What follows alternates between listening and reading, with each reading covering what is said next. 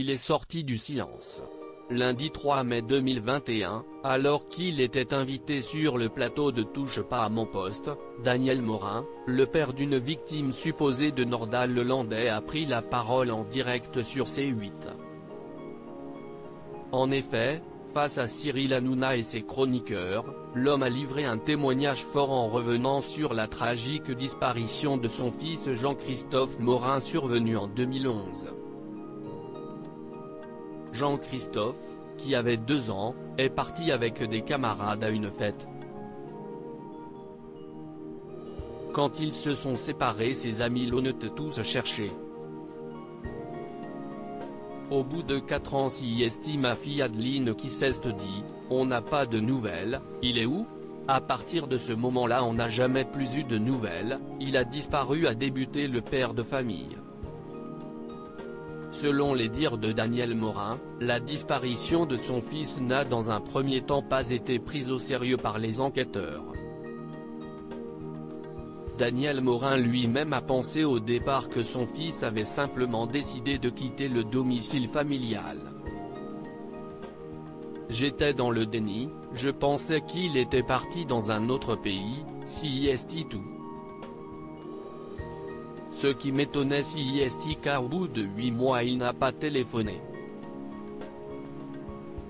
On n'était pas fâchés, rien du tout.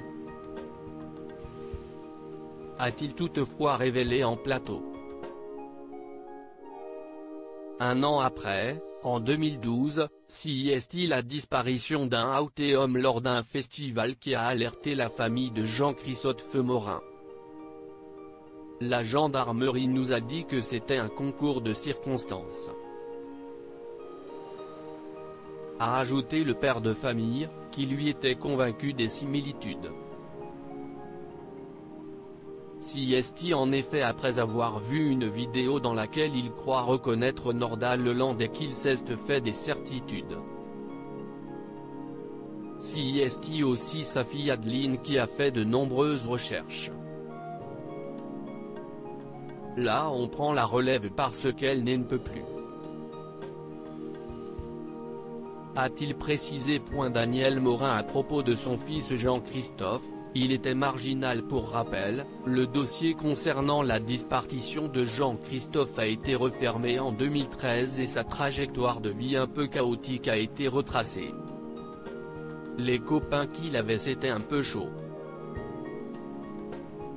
Adeline a bien voulu le prendre sous sa coupe, mais on ne peut pas dire que c'était très bien réussi. Il était assez marginal. Il avait un travail dans un restaurant et vu ce qui se passe en ce moment, il est parti parce qu'il n'y avait pas assez de travail, a conclu Daniel Morin, qui espère un jour avoir la vérité.